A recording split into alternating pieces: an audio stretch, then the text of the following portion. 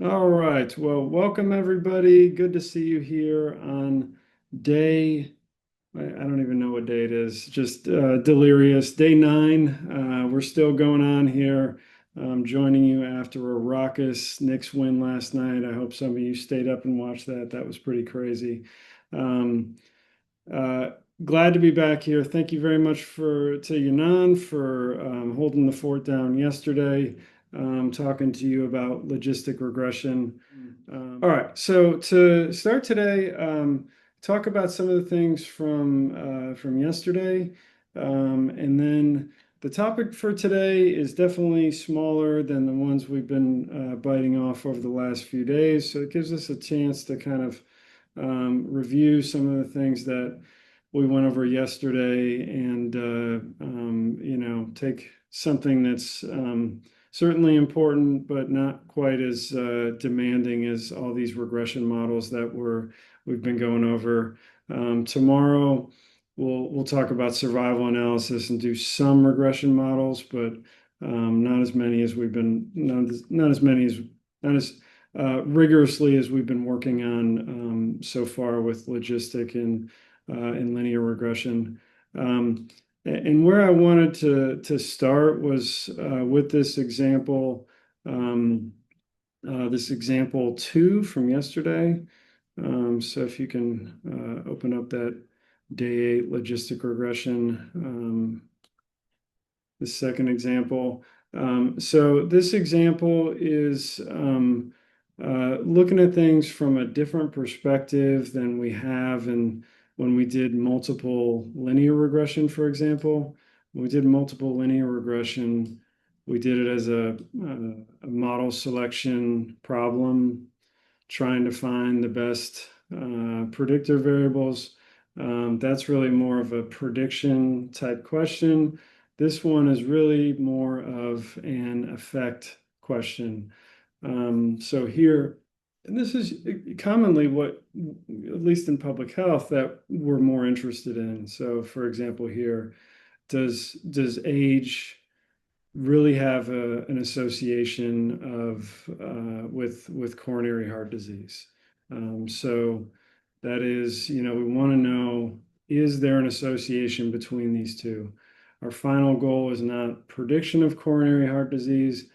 This model does not have to be all that accurate in terms of predictions.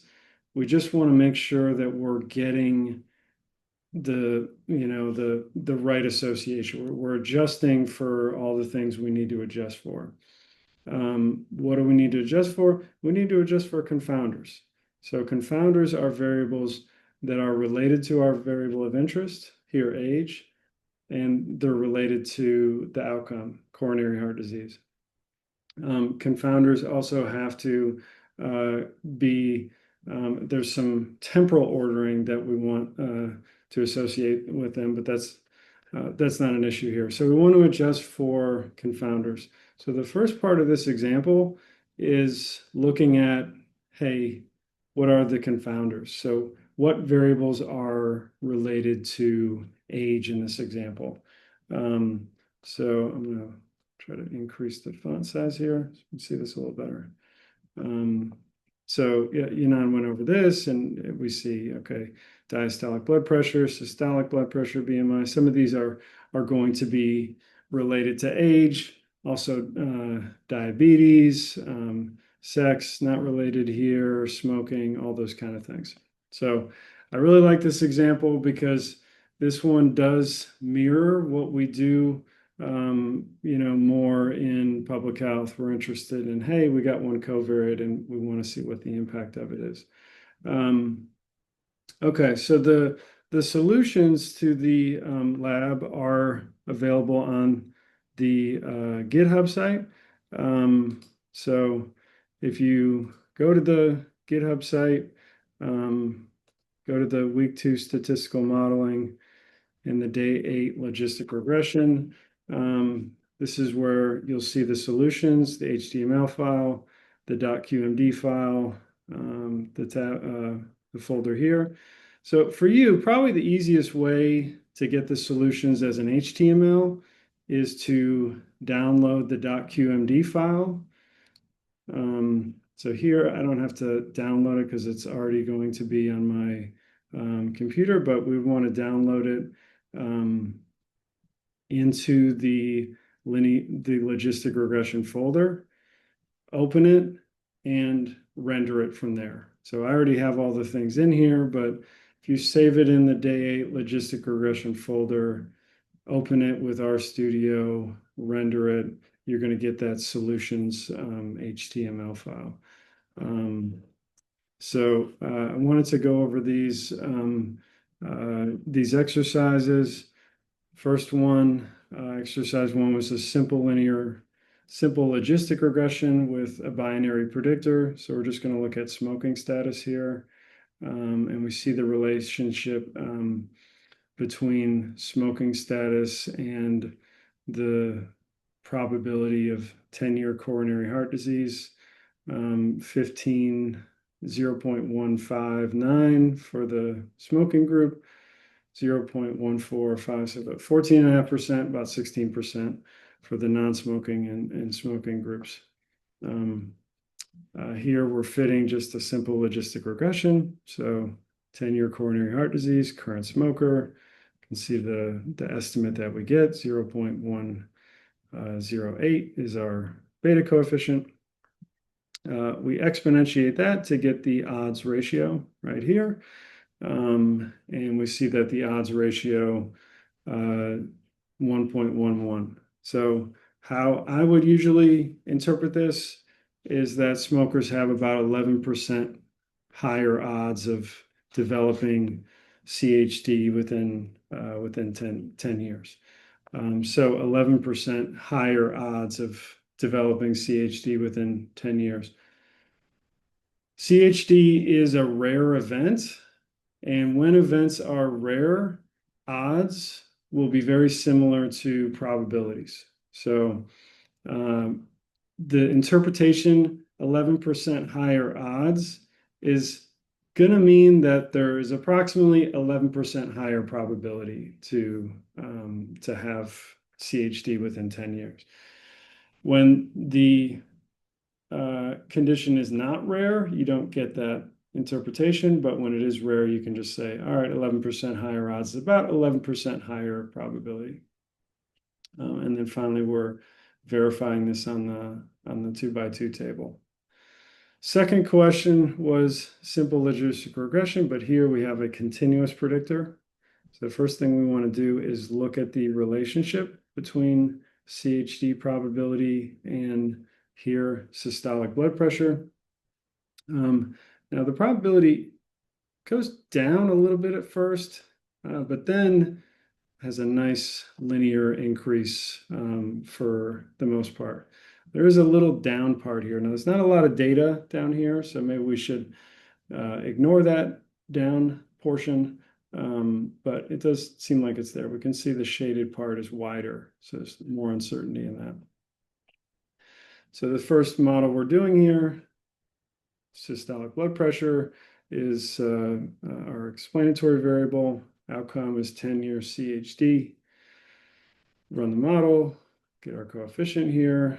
We get our odds ratios, we get our confidence interval. So the coefficient for systolic blood pressure is 0.024. It's a really small coefficient. Why is it so small? Well, this is the change for a 1 mmHg increase in systolic blood pressure. That is a really small change, right? So if you have a systolic blood pressure of 120 versus 121, there's not going to be that difference. Not that big of a difference. So it's only about a 2% increase. In these situations, it's good to look at bigger changes that we'll look at below.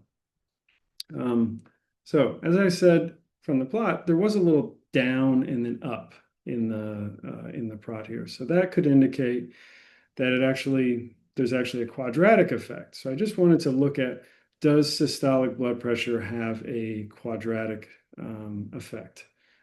So that's this model right here.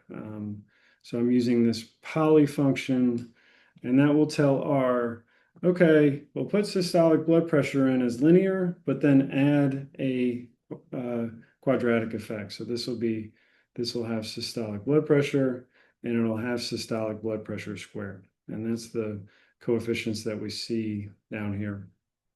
This is the linear term, humongous estimate.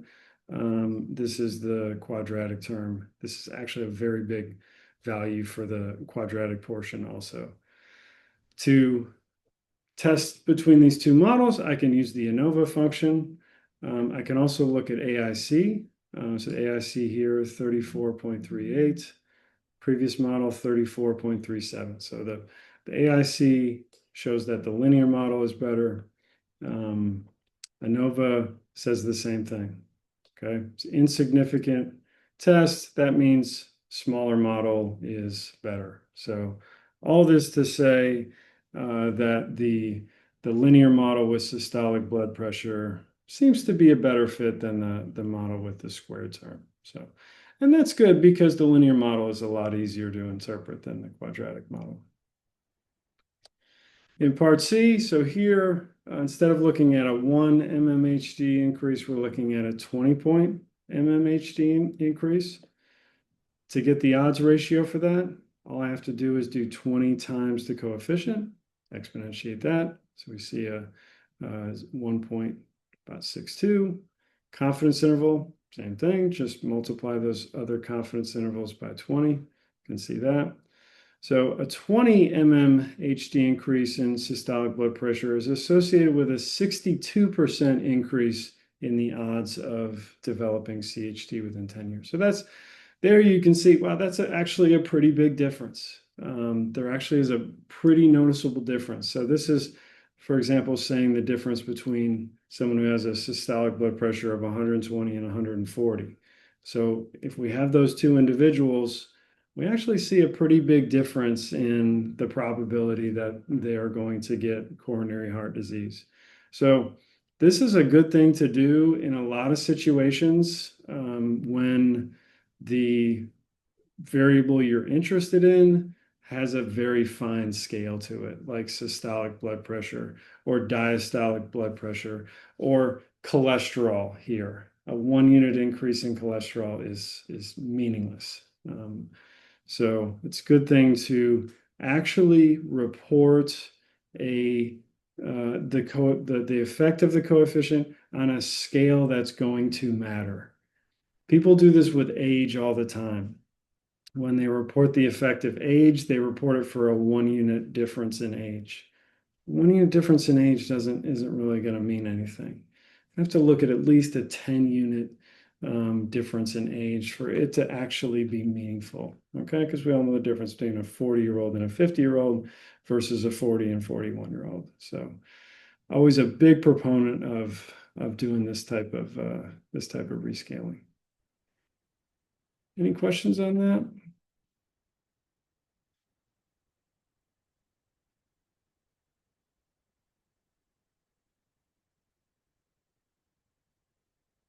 Okay.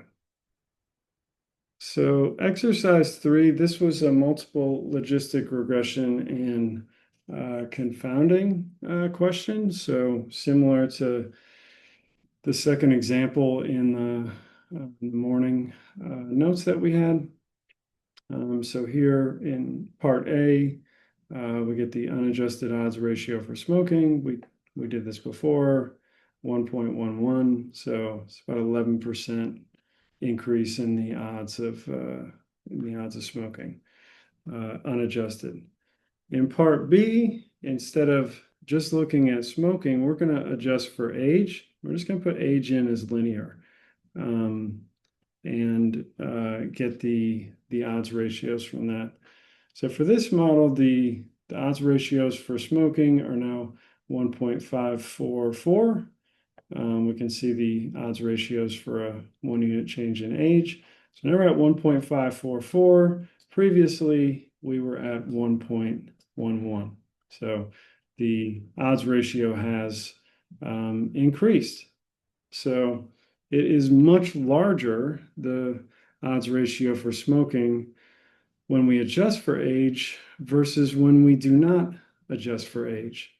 So this is an example of negative confounding. So when we add the confounder variable, age, it increases the odds of it increases the risk associated with smoking.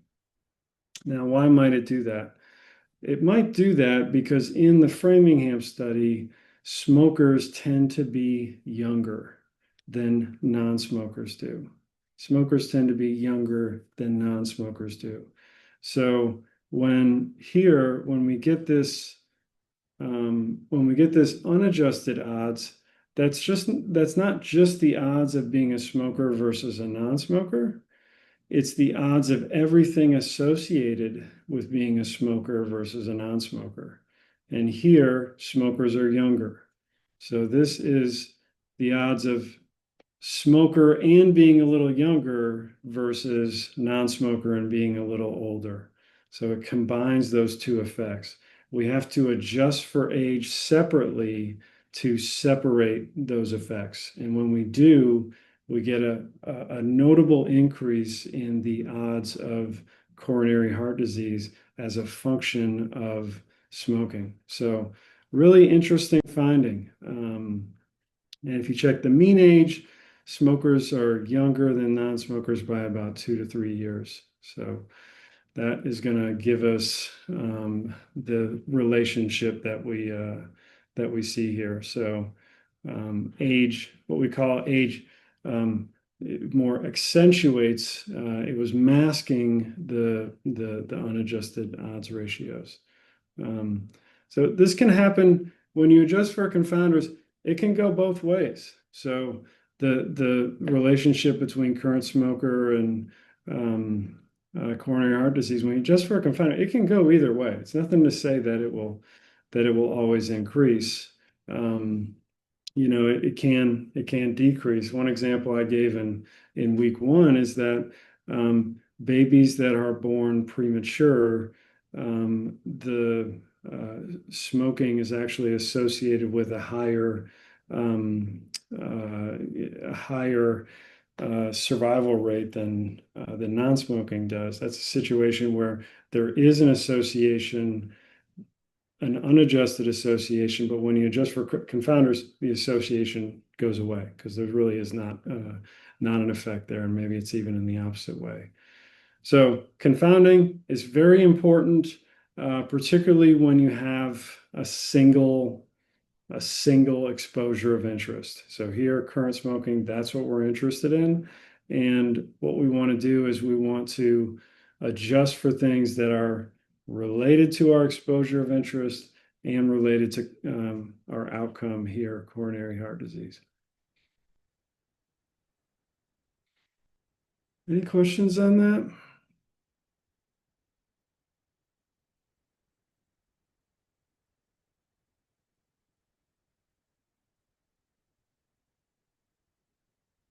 When we compare these two models, we can use the ANOVA function, highly significant. That's strong evidence that the model with age is working better than the model without age.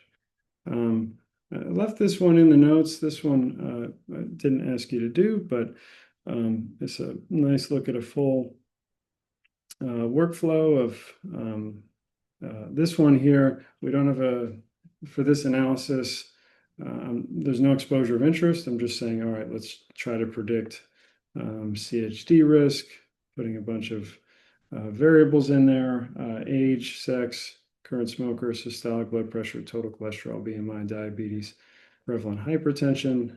It's a full model, doing some stepwise selection here. The stepwise selection just drops BMI. That model ends up fitting better. Likelihood ratio test says that, and we get some nice odds ratios here for a 10-unit increase in age, systolic blood pressure, 20-unit increase. And then finally, this is going to lead us into what we'll do today. Here we're looking at some predicted probabilities. So what is what's the probability of having coronary heart disease? And this final figure, it shows the predicted probabilities by whether the person had coronary heart disease or not. So there's not many people that have coronary heart disease. So first off, you can tell that the prevalence of coronary heart disease obviously much lower than the prevalence of not having it. So these bars are smaller. The probabilities for those who have coronary heart disease are, on average, they are higher than the probabilities for those that do not have coronary heart disease. But it's not like they're completely separate. There's obviously a ton of overlap here, which is we're usually not going to have clean separation when we look at something like this. Usually, no models are that good, really.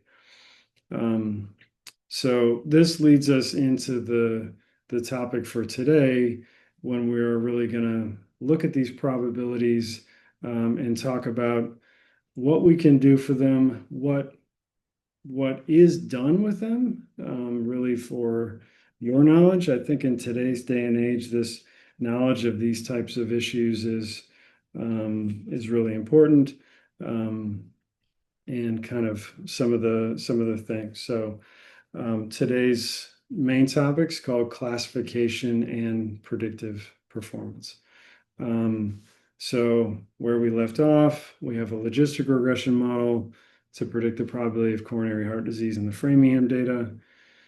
Each participant now has this predicted probability. So for each person that we have, okay, in the data, there's a predicted probability. If somebody new comes in, we could get a predicted probability from them. So today's question is, once we have these, what do we do with them? How do we turn them into decisions? How do we evaluate whether those decisions are any good? How do we compare the decisions made by two models? The importance of this topic, I think, comes in terms of just your understanding of public health. So it's not really just like, I'm not teaching you this just because you might come across this in analysis. I just think this is important stuff for you to know as a person in today's society. So one example where this type of thing comes up or came up is COVID. COVID, obviously the biggest public health story we had in the last 50 years, I'd say. But one of the questions that we had early on in COVID was, is a vaccine working? All right, is a vaccine working? Now, how would we determine that? How would we determine if a vaccine is working? Well, we can say, okay, did the person get COVID or not? But that's a little late. Do we have an earlier indicator, an earlier marker to help us determine if a vaccine is working or still working? So one candidate marker to do this kind of thing was the antibody levels. So you can take blood from a person, you can measure the amount of antibodies they have in their blood, and we can use that as an early indication that the vaccine is working or not. But the question comes across is, when do we say it's working? When do we say it's not working? So what is the antibody threshold where we say, all right, something's working, something's not working? And that's what this slide is about. So we could relate the antibodies to the probability of getting COVID, and we get these probabilities similar to what we did with coronary heart disease. And what we want to do is we want to get a hard decision that classifies a particular person as, all right, this is working, or this person is likely to get coronary heart disease, or a negative response, hey, the vaccine is not working, or this person is not likely to get coronary heart disease. So the threshold something that we're going to talk about as we go through here. Let's see an initial example of this with the model that we just left off with. I'm going to the day 9 HTML file. This model is, I think this is a little smaller than what we just used, but the model that we have here is age, current smoker, systolic blood pressure, total cholesterol, and the diabetes indicator. And we're getting probabilities from that. We have our simple model that just has age. Okay, so we have probabilities from this big model. We have probabilities from this simple model. The simple model, you can see the highest probability is 0.42, so it's still less than 0.5. The full model, highest probability is 0.8, lowest probability is 0.02, so a little more wider range there. So what threshold could we use to say somebody is likely to have coronary heart disease? That's the first question that we're going to look at here. Well, to start, one thing that that might make sense is a threshold of 0.5. So if the predicted probability for someone is greater than 0.5, we say, all right, they're likely to have coronary heart disease. If it's lower than 0.5, we say, no, they're not likely to have coronary heart disease. And 0.5 makes sense because if it's greater than 0.5, our model tells us it's more likely that they have coronary heart disease than they don't. And so what I did here is I took the Framingham data. So the Framingham data now, I've added these predicted probabilities to it. So this data set has these predicted probabilities as part of it. And here I'm creating a new variable that tells me whether the predicted probability was greater than 0.5 or if it was less than or equal to 0.5. And I'm creating that as a factor. And down here, we see whether the probability was 0.5 or smaller. This is going to be the no group. Probability greater than 0.5, this is going to be the yes group. And then we have the actual coronary heart disease, no right here. So we can see most people do not have coronary heart disease. Yes over here. Fewer people have coronary heart disease. So when we use this threshold of 0.5, almost no one gets classified as, a predicted, hey, this person is likely to have coronary heart disease. Out of the whatever 4,000 or so people in this data set, we only get 54 that we say, all right, it's likely that they have coronary heart disease.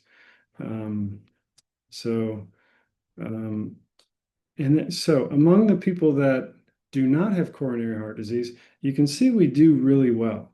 There are very few people who don't have coronary heart disease that we say they do. Only 24 out of over 3,500.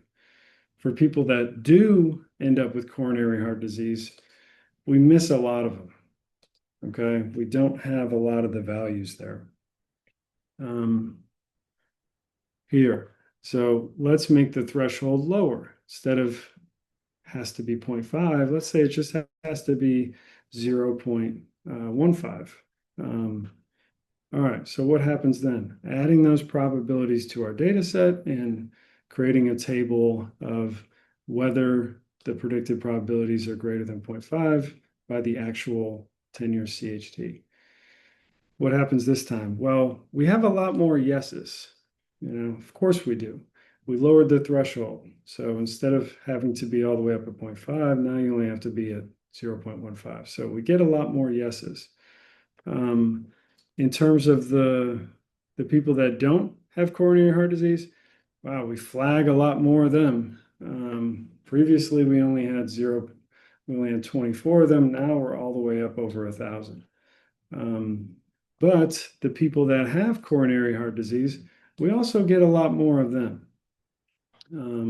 So we have now 424. Previously, we only had 30 of them. So we've got a lot more red flags, false alarms, we could say. But we also got more of the people that we wanted to get. So this is kind of the trade-off that we're going to see. So what's going on here? Why is this happening? So for any particular threshold that we choose, there's one of four things, one of four boxes that each person can get put into. So here we have an example of we have the predicted probabilities on the x-axis. The blue line, this is the distribution of these predicted probabilities for the normal folks. You just think of this like a histogram. The red line would be the distribution of those predicted probabilities for the disease folks. Now, what we see here actually is pretty good separation between the normal folks and the disease folks. If we go back to what we found at the end here, we don't have separation like that. So they're a lot more intertwined in our actual data than they are in this hypothetical example. But when we pick a threshold, there's one of four things that can really happen here. We can get a true positive. And this is when a sick person is correctly flagged. So for the disease people, these are going to be all the people in this red curve that are above our chosen threshold. We can get a false positive. So this is a healthy person that is incorrectly flagged. So that's going to be this blue curve to the right of our threshold. We can get a true negative. Healthy person is cleared. So these are going to be the blue people that are below the threshold. Or we can get a false negative. This is when a sick person is missed. This is going to be the red people under this threshold here. What we want, the good things are going to be true positives and true negatives. We want to maximize those. Bad things are false positives and false negatives.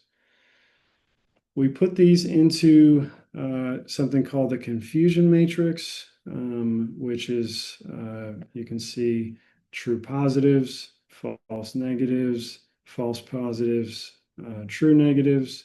And this is the 2x2 matrix, excuse me, the 2x2 tables that we were just looking at.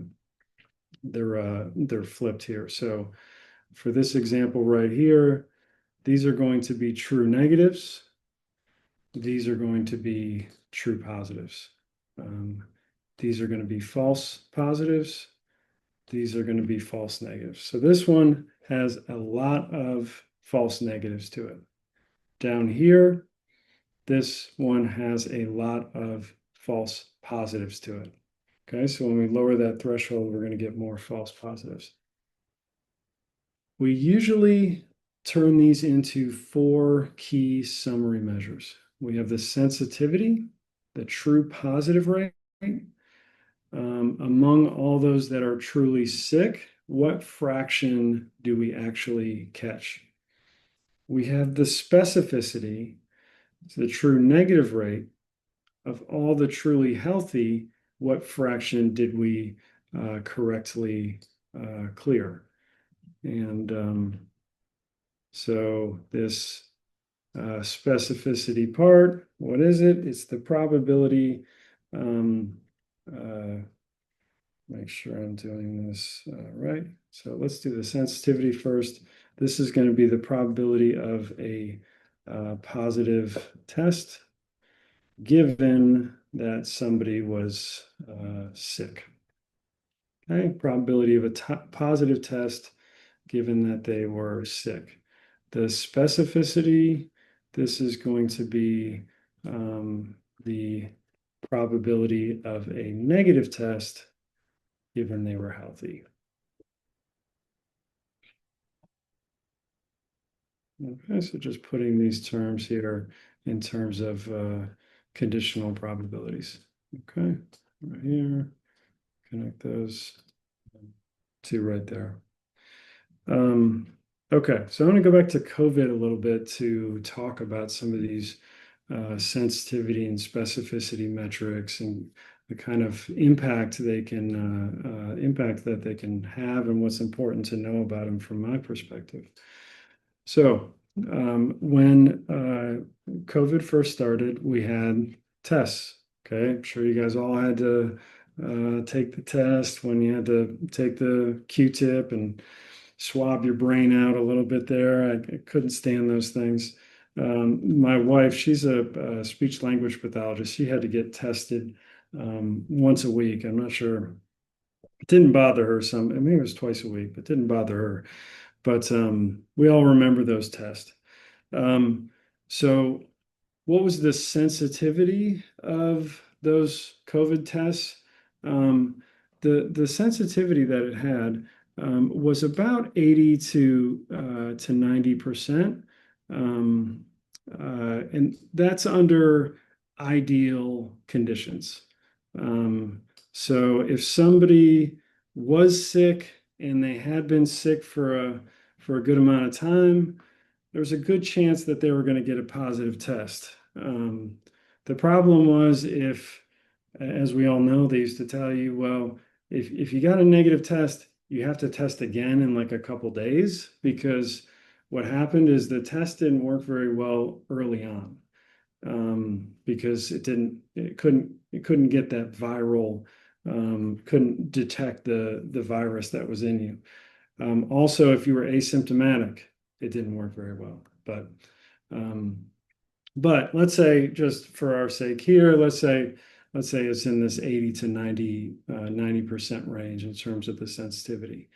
The specificity, the true negative rate. So if the probability of a negative test given you were healthy was 99%, okay?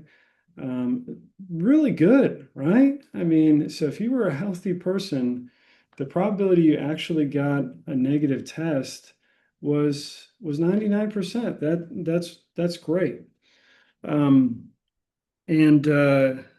So these are pretty, let's say this was 90 here, 99% here. These were really pretty good. The issue, okay, what happened with these tests was we had so many people taking them, and most people taking it were healthy. And let's go through the math of what can happen in this situation. So let's say, for easy math's sake, let's say we tested one sick person and 100 healthy people. And this is pretty, this is reasonable. This definitely could happen, that when we test 101 people, one of them are sick and 100 of them are healthy. Well, the sensitivity here is pretty high. And let's say we do a good job and we get this one person, we say that they're sick. Okay, awesome. We did a good job.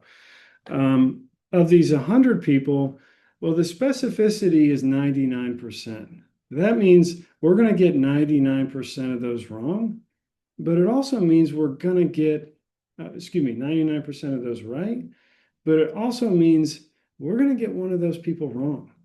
So when we look at from this 100 healthy people, we're also going to get one positive test.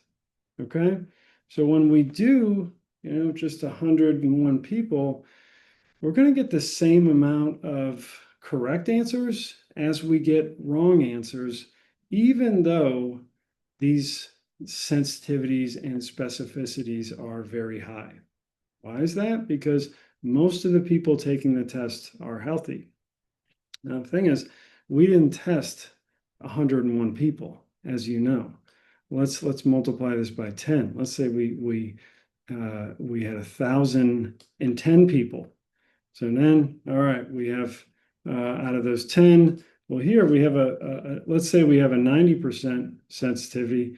We're probably going to get 9 positive tests out of there. Pretty good. We miss one person, we get everybody else. out of the 1,000 sick people, well, here we're going to get 10, we're going to get 10 false positives. So now with this situation, we have more false positives than we do have true positives. So again, this is kind of what you saw happen when we had a lot of people taking these tests because, and again, we didn't have 1,000, we had tens of thousands, hundreds of thousands of people taking these tests, and because so few people were actually sick in some situations, we would see about the same amount of mistakes as were right answers. So this is something that happens with all screenings. Mammograms, for example. Most of the people taking it are healthy, even though the specificity of the test can be very high, we can still get a lot of false positives. The PSA for prostate cancer, it's the same way.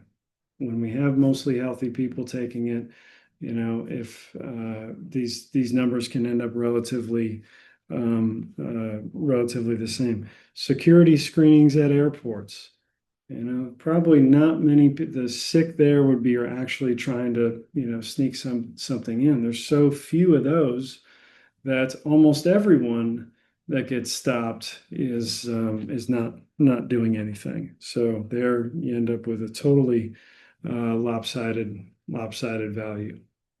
So sensitivity and specificity are what is usually going to be reported about a diagnostic test, but it can be misleading because you can see 99% specificity, 90% sensitivity, and think that, oh, okay, the fact that there's equal amount of mistakes and true values, that's really not what most people are going to think.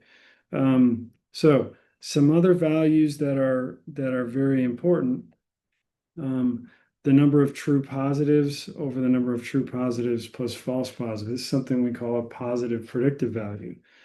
So here, with the positive predictive value, the probability that we get, put this right down here, is the probability that someone is sick given a positive test. And the other side of that we get is the negative predictive value is the probability that someone is healthy given they have a negative test. Okay, so these are two also very important quantities to consider. In the COVID situation, the positive predictive value was only about 0.5. So if you had a positive test, there was really only a 50-50 chance that you were actually sick. The negative predictive value, probably you were healthy given a negative test, was super high. So in this situation right here, how many negative tests do we have? Well, we had 990 for the healthy folks, and we had one for the sick folks. So probability is very, very low. If you get a negative test, it's very, very low chance that you are actually healthy. These two values, the positive predictive value and the negative predictive value, they are going to be driven by the prevalence of the condition in the population. But a lot of times, I think these are what people may be more interested in, particularly if you get a sick result. So if you got a sick result in COVID, I think this is something you might be a little more interested in. If you have a screening for a mammogram or prostate cancer, what is the actual positive predictive value? What is the value of getting that positive result versus getting a negative result? Okay, sensitivity, specificity. positive predictive value, negative predictive value. Any questions on any of those?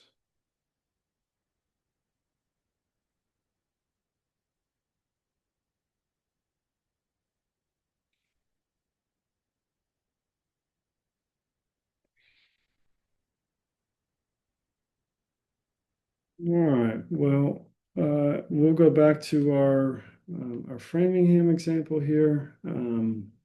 Looked at these confusion matrices for if we cut off at 0.5, if cut off at 0.15, here if we cut off at 0.1.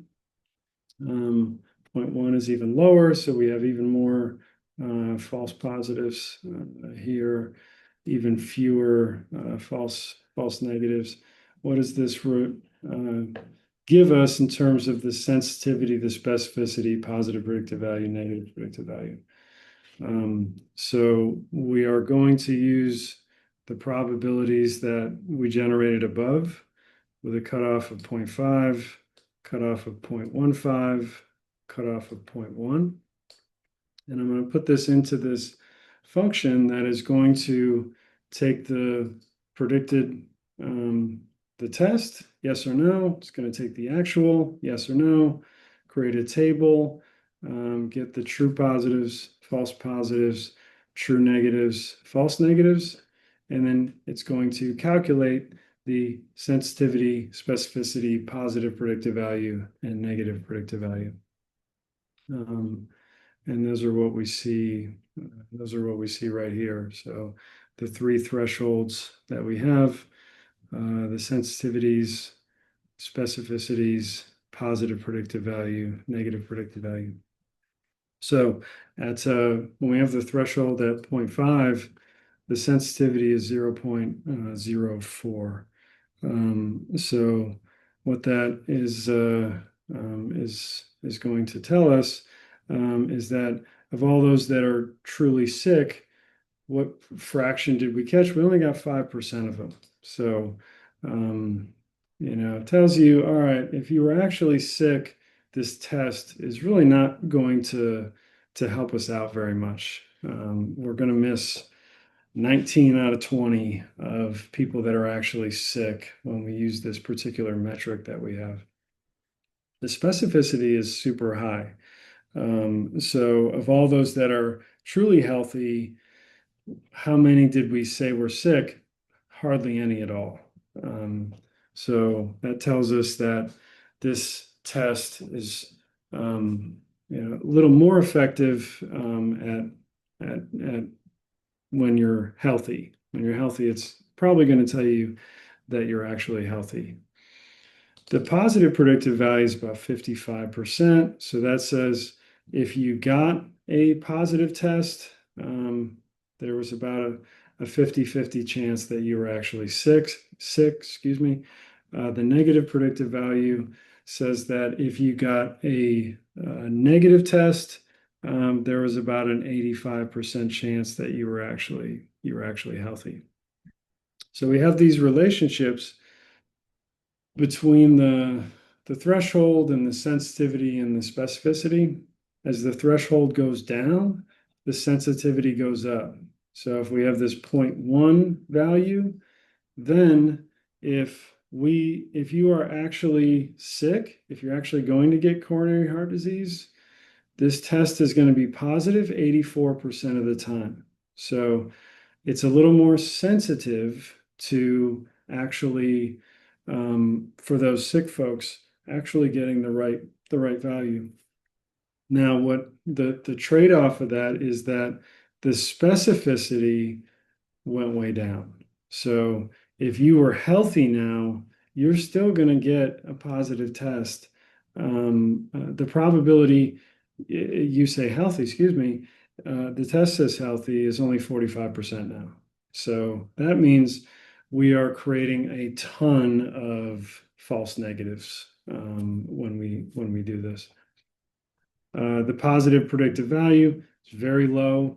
So if you have a positive test, it's only a 20% chance that you actually are going to have coronary heart disease. If you get a negative test, we're going to be pretty confident that you actually are not going to get coronary heart disease. So it's more useful in that situation. The negative is going to be more useful than the positive is. The positive is going to be less useful. So we kind of have this trade-off between the threshold and these probabilities that we get. So as the threshold decreases, sensitivity is going to go up, specificity is going to go down. Fundamental trade-off always runs in this direction. Okay, always goes in this direction. Positive predictive value here is going to be pretty low for all these, and that's always going to be the case when the event is relatively rare. It's very hard to get a high positive predictive value for rare events. The negative predictive value is much higher, again, because most people are healthy. So the positive predictive value and the negative predictive value are going to be driven by the prevalence of the condition in the sample that you're testing. So in COVID, as the example we started with, most people taking the test were healthy, so positive predictive values were low, negative predictive values were high, no matter what threshold we used to say, hey, someone was sick, hey, someone was not sick. Okay, let's take a break here. It's 10:55. We'll meet back here at 11:10. Little chat. Thank you, Cindy. Okay, so this is where we left off, looking at calculating sensitivity, specificity, positive predictive value, and negative predictive value. And we did this for a whole bunch of different thresholds. You can see we get different values. So sensitivity range from very low, 5%, to pretty good, about 84%. Similarly, the specificity went from over 99% all the way down to 45. So what threshold should we use? That's kind of where we're heading to in this next portion. So these things we just talked about, if we raise that threshold, fewer people will get flagged as positive. Specificity goes up. We make fewer false alarms. Sensitivity goes down. We miss more true cases. As we lower pi zero, trade-off runs in reverse. Let's think about two extreme thresholds here. If we make pi zero equal to 0, we flag everyone. And the sensitivity is 1, so we get everybody that is sick. Specificity 0. We also get everyone that's healthy. The other extreme, pi 0 is 1. We don't flag anybody. That means we miss all the sick people, we get all the health people. Now, both of these are, of course, useless, and what we want is going to be somewhere in the middle here. So let's think about it like this as we, move this bar from left to right. If we go all the way to the right, we are going to say everyone is healthy. All the way to the left, we're going to say no one is healthy. The sensitivity and specificity values are only going to change when we hit a particular person. So all this area right here, doesn't matter which one we choose, from 0 all the way up to about 4%, 3%, we're going to say that everyone is sick. When we cross this first person, boom, now we say one person is healthy, everyone else is sick. Cross this next person, boom, now we have 2 people that are healthy, everyone else is sick. Between here to here, there's no change. There's no people in there. So the next part we're going to do is we are going to look at the sensitivity and specificity values for all these areas. Okay, so all the areas that are between subjects, and that's all we have to look at, because those are the only places where the sensitivity and the specificity will change, and this is what gives us what's called an ROC curve. what an RLC curve plots is the sensitivity and 1 minus the specificity. We start with pi 0. This is the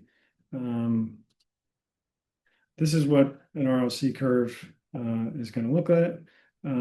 We have the false positive rate, which is 1 minus the sensitivity, and we have the true positive rate, which is the specificity right here.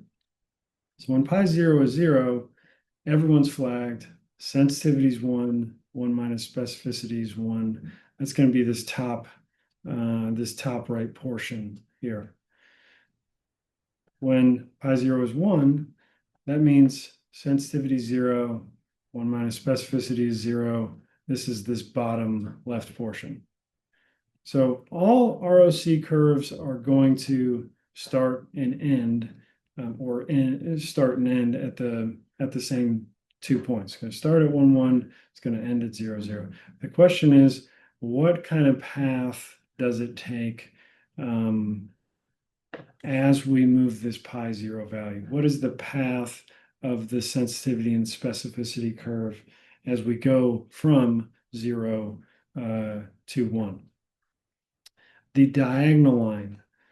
This is the curve you would get from a coin flip. So if we do our sensitivity and specificity curve and it follows this diagonal line right here, it just goes down something like this. That is what we would get from a test that is pretty much useless. Okay, actually, it is useless. So if we could just flip a coin, and this is the hypothetical ROC curve that we would get. So that is the diagonal line. So that's considered a worst case scenario. In practice, we can of course get a little bit less than that, but really hypothetically the worst we should get is along this dotted line. Okay. Curves that bow up to the up and to the left represent better classifiers, higher sensitivity at lower false positive rates. So curves that are going to go like this, those are going to come from tests that are better. Yeah, so the green one, this is going to be a test that has it does a good job of discriminating healthy people from sick people. So this is 3 ROC curves that we're comparing here. To the left, this is an ROC curve when we have almost perfect prediction. That means the sick people are almost completely separated from the healthy people. Similar to this, like this figure that we have right here. This figure has very good separation from it. So if that was our classifier, we would get something that really gets a good ROC curve. Here we have a situation, all right, that's a pretty good ROC curve. When we have high sensitivity, we can still get pretty high specificity. The right curve, it's not doing so well here. So it's not really it's not too far away from that diagonal line that represents the coin flip that we get here. So let's take a look at this with our coronary heart disease example. First, okay, we're going to use the ROC function to create an ROC curve. Now, from the ROC function, what we give it is the true value. So we give it what the truth is. So that's the 10-year coronary heart disease, yes, no's. And then we give it the probabilities. We're not giving it the thresholded probabilities. So these up here, this pred 50, these were not probabilities. This was, is the probability greater than 50 or less than 50? So this was a yes, no, this was a yes, no, this was a yes, no. Here, we're giving it the actual probability. So we're not telling it where we're thresholding it.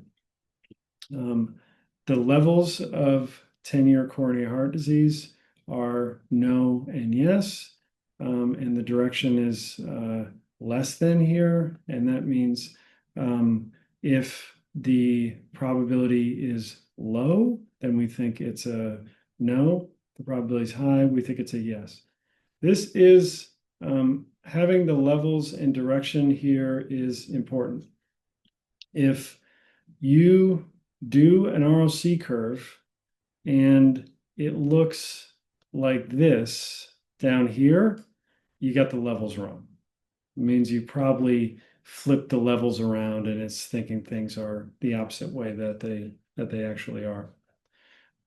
So here, this is the ROC curve for the coronary heart disease.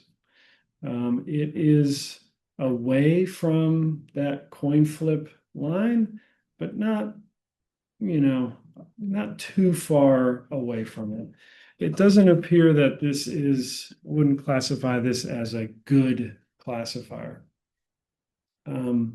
So how far away is far away enough? How do we say when it's, almost perfect, good, or poor?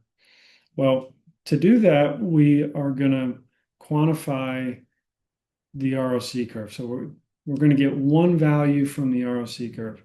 The value we're going to get is something called the area under the curve. So curves that have more area under them have better predictions. So this one, the area under the curve is almost 1. So the only area not under the curve is this tiny little slice right up here. Here, the area under the curve is still going to be pretty large. Here, it's going to be much lower. The 50-50 line, that's going to have an area under the curve of 0.5. So this area under the curve is going to be the most popular summary measure of an ROC curve. A larger area under the curve means a better classifier. Here's some thresholds for area under the curve. If it's less than 0.5, that's worse than chance. It's probably a bug. Again, probably you have the directions flipped when you created the ROC curve. If the area under the curve is 0.5, no discrimination. It's essentially a coin flip. When we get to the 0.7 to 0.8, means it's acceptable discrimination. 0.8 to 0.9, excellent. Greater than 0.9, outstanding. These cutoffs are rules of thumb. If the AUC is below 0.6, it's rarely going to be useful in a clinical setting. So really, these are a lot of times used to compare separate models. So we have two models. Let's look at the ROC curve in one versus the other. Now, the area under the curve has a nice interpretation. So what I want to show you here, the concrete interpretation of the area under the curve. The area under the curve is the probability that the model assigns a higher predicted probability to a randomly chosen sick person than to a randomly chosen healthy person. So if we randomly select a sick person, we randomly select a healthy person, what's the probability that the sick person has higher probability? Say that again. We randomly select a sick person, we randomly select a healthy person. What are the chances that the sick person had a higher probability, that their pi hat was actually higher than the healthy person's pi hat? The AUC is threshold free. So those thresholds that we used before, you don't have to specify those to get the AUC. It looks at all possible thresholds.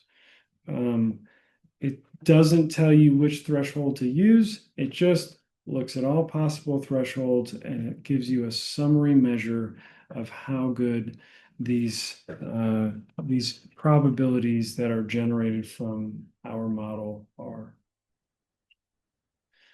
In our situation, we can use this AUC function to get the area under the curve 0.722. So about 72.2% chance. So if we randomly select someone with coronary heart disease, randomly select someone that isn't going to get coronary heart disease, the person with coronary heart disease, the chance that their predicted probability is higher is about 72%. So this is, in terms of those thresholds that we talked about, acceptable, sort of the low end of acceptable discrimination. So not bad, but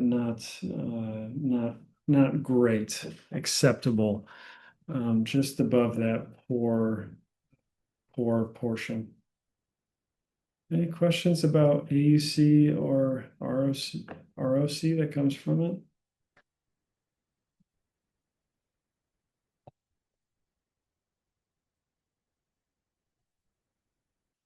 So one of the things we can use ROC and AUC for is to compare models. So we're going to create another ROC object. This one's called ROC simple. And this time, instead of giving the probabilities from the full model, we're going to give it the probabilities from the simple model, which only adjusted for age. And we're going to plot these two against one another. So the red is the full model, the blue is the age-only model. See the AUCs down here, the 0.722 that we just found and the 0.68. So not a huge difference, but certainly there does seem to be some difference between these two models. Is that difference statistically significant? Well, there's this ROC test function that we can use. Give it the simple ROC curve, the full ROC curve, and this will give us a test for if the ROC curves are significantly different, get a very significant p-value here, which means it does appear that there is a significant difference between these two models in terms of their ROC that we get. Okay, I think so. The next thing we're going to talk about is choosing a threshold, but I think I'd like to save that for the afternoon portion. And so for the rest of this morning portion, I'll give you a chance to start working on some of the lab questions. So in the beginning of this, we're looking at, this is a model that's predicting 10-year coronary heart disease, just using systolic blood pressure this time, and extracting the predicted probabilities from that. You can see the summary of those, looking at some thresholds here. When we threshold at 0.5, we don't select many individuals. Same thing we saw with our model previously. If we move that down to 0.15, then we do a better job of getting people, but we actually get a lot of false positives for those. For the 0.15 threshold, sensitivity is 56%. So that indicates that for those that are truly sick, we get about 56% of them. Specificity, those that are truly healthy, we say they're healthy about 68% of the time. If you get a positive value, the chance that you're actually sick. You see it's about 24%. If you get a negative value, the chance that you're healthy is about 90%. And calculating the ROC curve from this, area under the curve, it's a poor classifier. So yeah, adding more predictors may help out. So the first few questions here is we're again going to look through this, repeat some of these things we did with 10-year coronary heart disease, slightly different model here for the full situation. First question, estimate those two, fit those two logistic regression models and get the predicted probabilities from those, get a summary. Next, as we did in the first part here, get those confusion matrices for a threshold of 0.1, 0.2, and 0.5, and build confusion matrices for those, just like we did in the morning. See what happens as that threshold increases. And then finally, exercise 3 here, compute those sensitivities, specificities, negative predictive value, and positive predictive value. So this is just going through the example that we have in that we went through in the morning. So I'll give you it's about 30 minutes left here in the morning session. You can start that before for our lunch break, and we'll come back in the afternoon. I can answer any questions you had, any questions you came across on those first 3 exercises, and happy to go over anything that you found challenging in this situation, interpretation-wise or coding-wise. And then if that goes smoothly, we'll start with talking about how we can choose a threshold when we're creating a test and actually saying, okay, this person is sick and this person is not sick. Great. Okay. Well, good luck on the questions, and please unmute yourself or write something in the chat if you have any questions. Thank you. Were there any questions on the lab for the morning?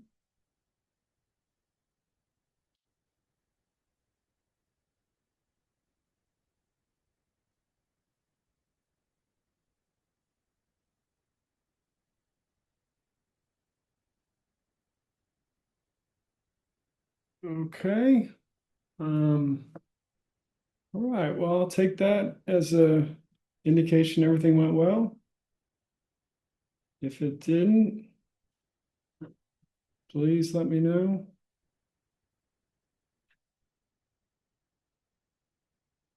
Okay. No, nothing. Okay. Well, I guess we'll move on to the afternoon stuff.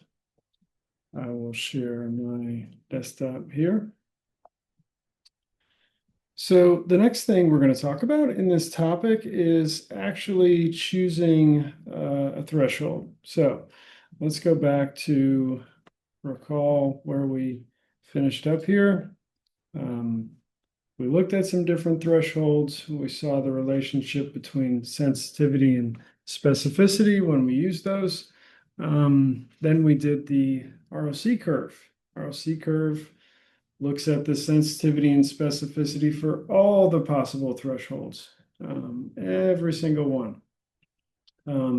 Gives us a summary measure, the AUC, nice summary measure that has a nice interpretation to it. One of the reasons why I like AUC, some cutoffs we can use for how good the AUC, how we can compare models when we use AOC. Is it statistically significant? All that kind of stuff. So coming back to the threshold idea, all right, what are we going to do? How are we going to choose the best threshold.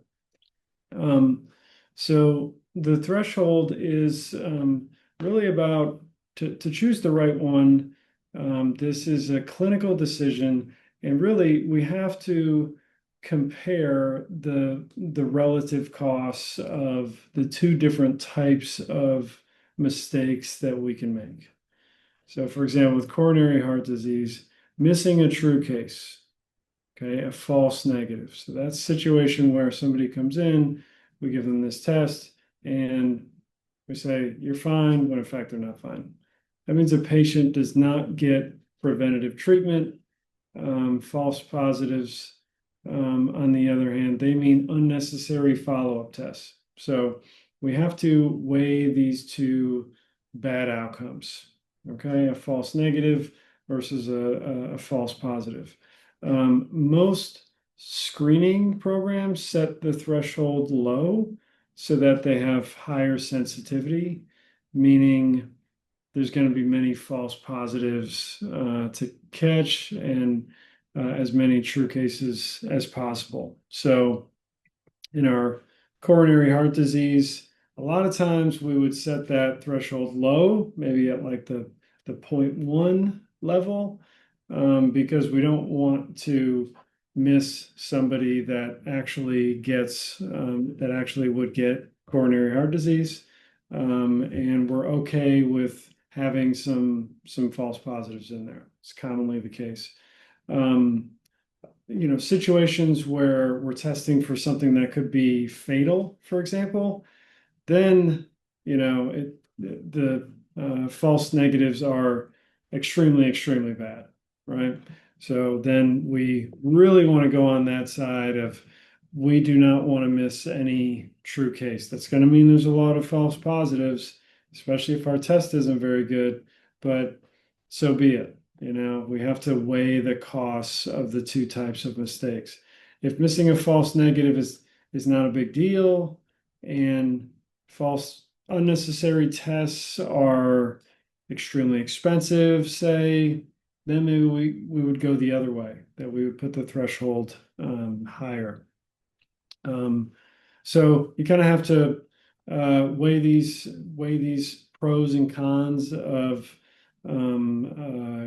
of the situation that you're dealing with to choose a best threshold. So some of this is not a statistical problem. It's really more, hey, we have to think of the data. We have to think of what's going on here, because we can't really put prices on these costs of things that could have, like coronary heart disease. What's the cost of missing somebody who's actually going to get it? It's hard to do. So a lot of times this is going to be more of a situation where we want to think more qualitatively about the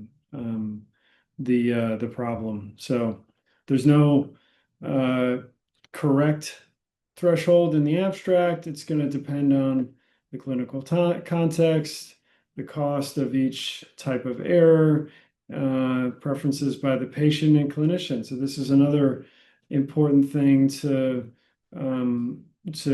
have is, if you are a clinician or if you're a patient, it's nice to have this information so then they can weigh the right decision for themselves. Give them, all right, in your situation, here's the sensitivity, here's the specificity, here's what we think, and then kind of say, okay, here's you can make your decision on your own. There is a statistical way to choose the threshold, sort of an optimal way, and this is something called Uden's index. And what it does is it maximizes the sensitivity plus 1 minus the specificity. So this is a reasonable default when the costs are unclear.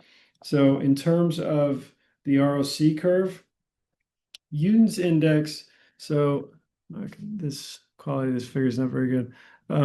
So we have the top left corner right here. Uden's index is going to be the threshold where the sensitivity and specificity are closest to the top left corner. corner. So here, maybe this happens right in this spot right here. So we would find, all right, what threshold results in 1 minus specificity and the sensitivity being at this location. Same thing right here. So maybe if I'm right there, a little more challenging here. Maybe that occurs right at that location. So that's the definition of Newton's index. It's the part on the ROC curve that is closest to that top left 0, 1 or 0, 100 point. Something we can get in R, of course. There's a package to do that. There is a package for everything. So here we are calculating Newton's index. We're giving it the full ROC curve. We want the best threshold out of there. And the method it's going to use, we're telling it to use Newton's index. And it spits back out. All right, if you want to maximize specificity, 1 minus sensitivity, our threshold should be 0.15 and a whole bunch of change. Now, the prevalence of coronary heart disease is 15%. And it's interesting that our threshold is about 15%.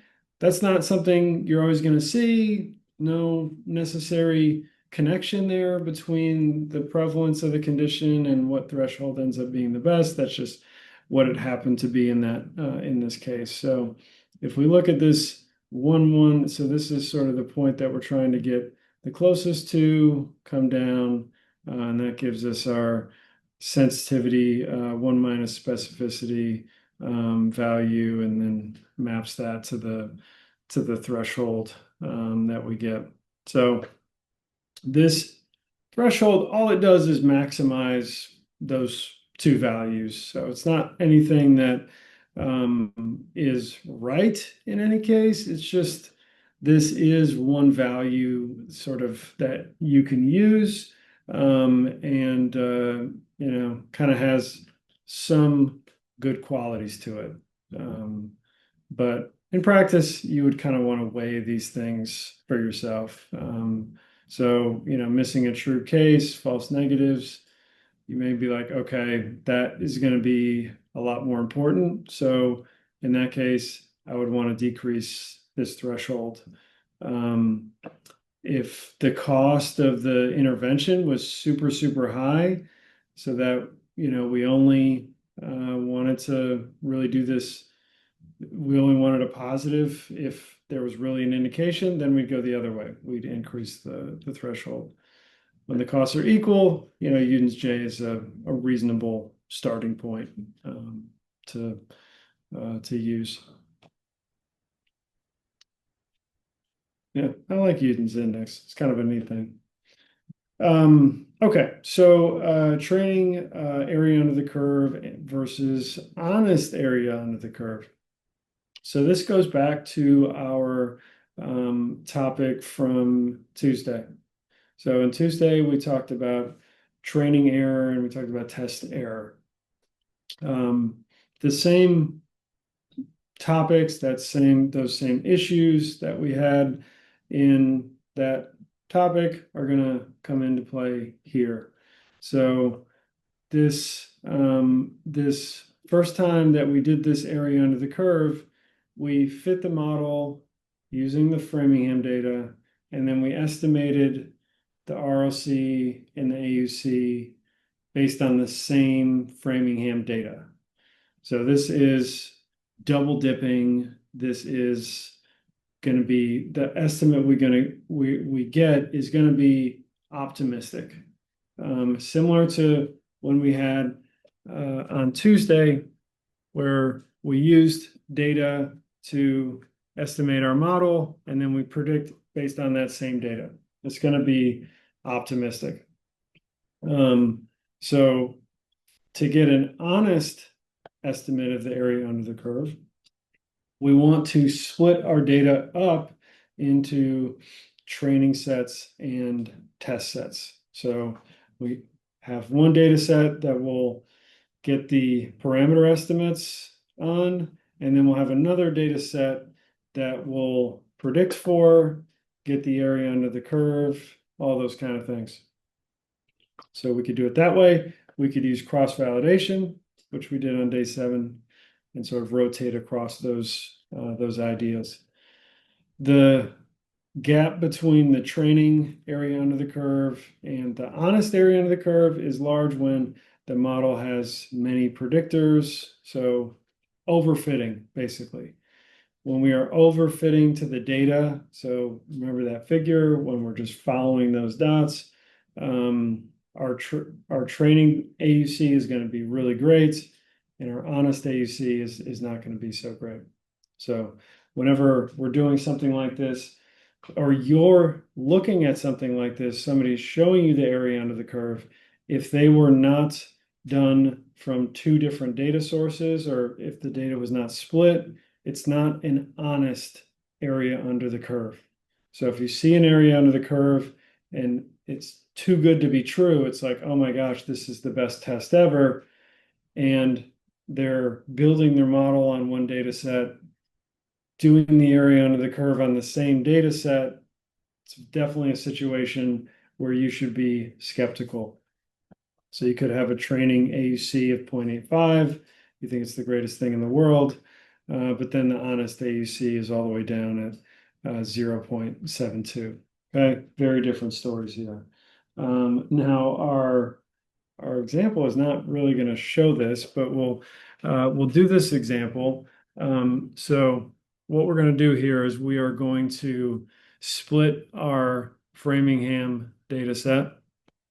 We are going to have a training portion, and we're going to have the test portion of the data set. So we're randomly splitting it. We have 0.7 is that's 70% of the people around are going to go into the training set. Remaining 30% are going to go into the test set. I'll open this up and run this so we can see a little bit what this looks like. Just going to open up to have our already open. Here. Okay. So if we look at our training data set in row, about 3,000 in our training data set. It should be about 1,000, 1,200 in our test data set.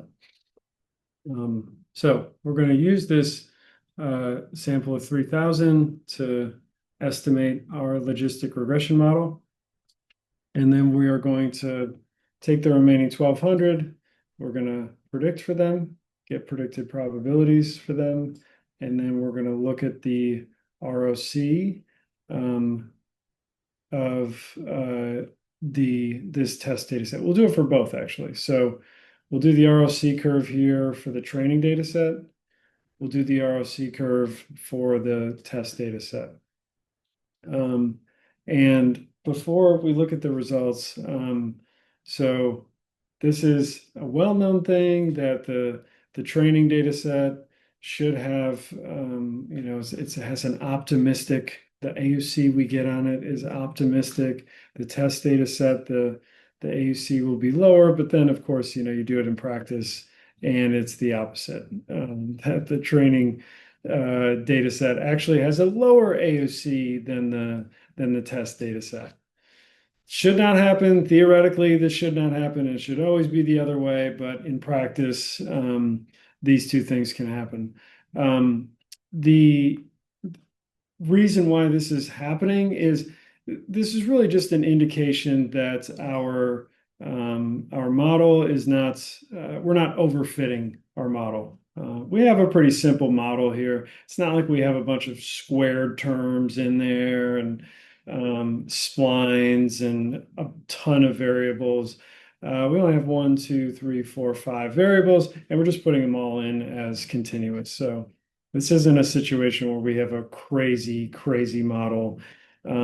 Also, we have 3,000 people in our training data set. So 3,000 people, only 5 linear variables.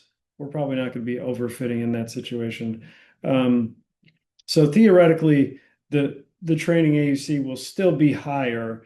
We're just seeing random variation here that the test AUC ends up being a bit lower. So this is one important thing to report. If you're actually reporting this, you want to report an honest estimate of the area under the curve.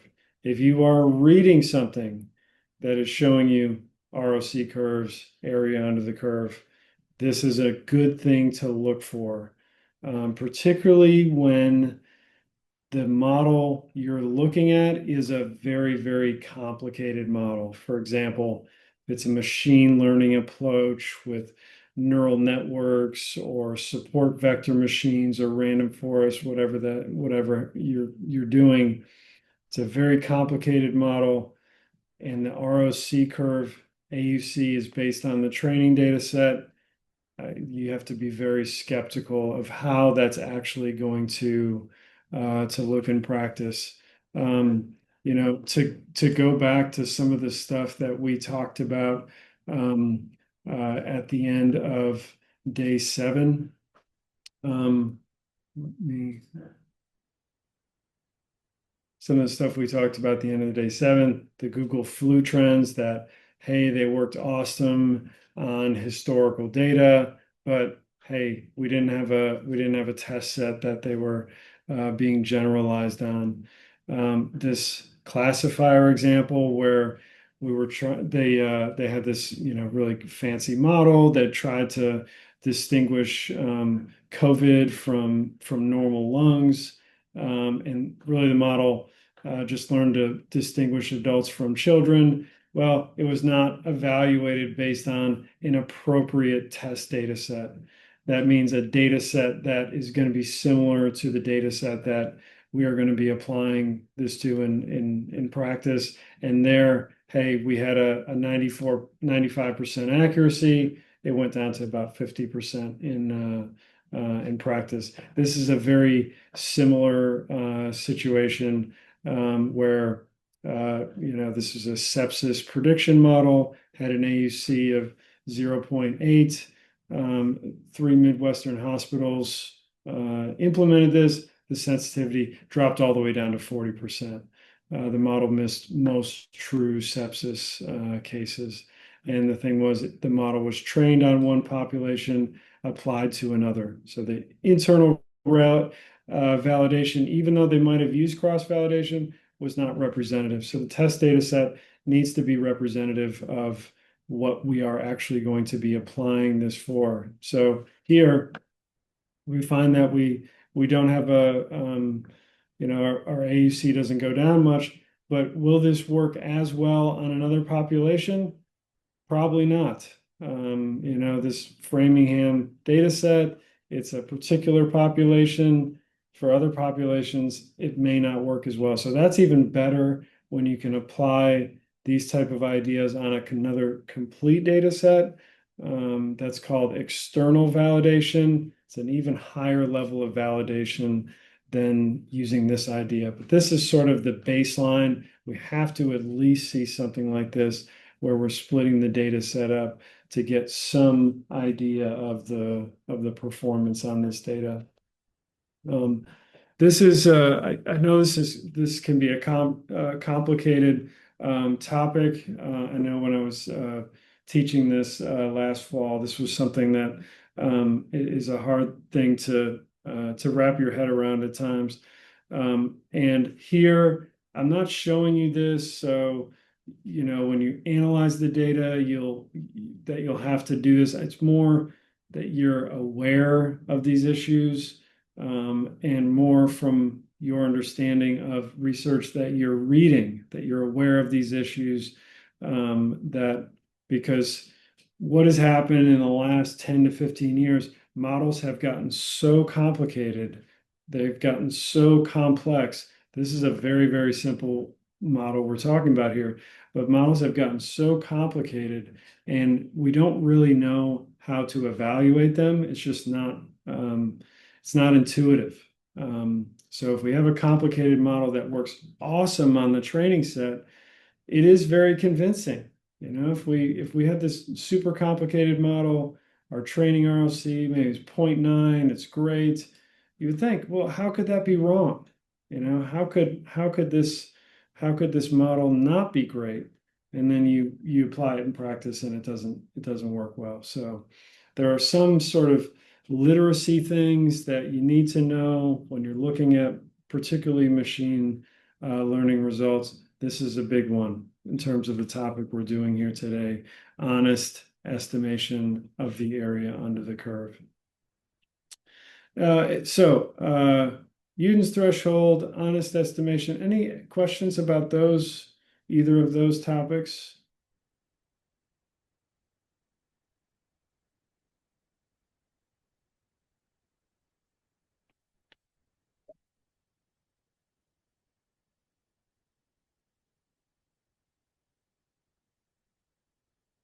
Okay.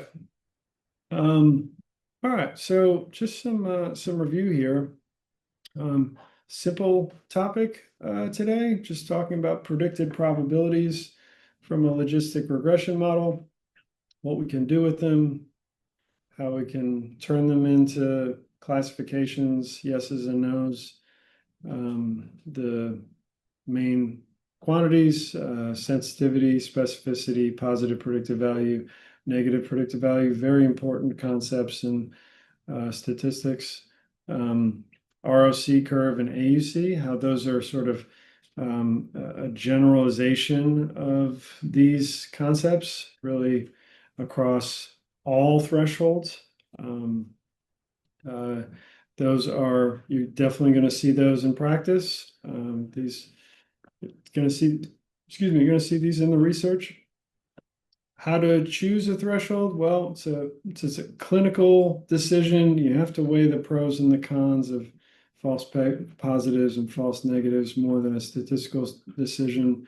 We have the Newton's threshold that we introduced, which when you don't have any weight on what's worse, a false positive or a false negative, you can start there. The evaluating the performance. So when you get an AUC or an ROC, ideally we'd like this evaluated on a separate data set. So here we just did it on Framingham. It'd be great if we had another data set that had the same variables and we could look at how it does there. That's optimal. But at the very least, we have to split the data up into training and test or use cross-validation to avoid having estimates that are overly optimistic. Friday, tomorrow, we're going to talk about survival analysis. And there, we're not just modeling whether there is an event, but when it happened. And we're using that to get estimates of risk and those types of things. So going back to the lab for today, I will open that up.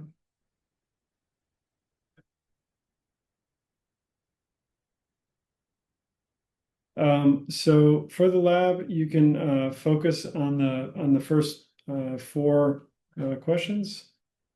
I think those are the solutions I just opened.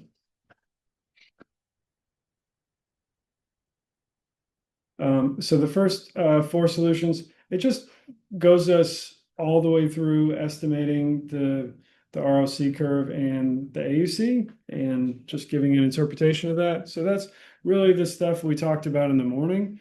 We don't ask you to do any of the Newton's index or anything like that, or the honest AUC. You want to try out exercise 5, which kind of goes that extra step. You can do that. Again, I'll be here. I'll have I may have my microphone off, but I'll have my speakers on. can speak up. You can write a question in the chat with any of the issues you're having on any of those problems.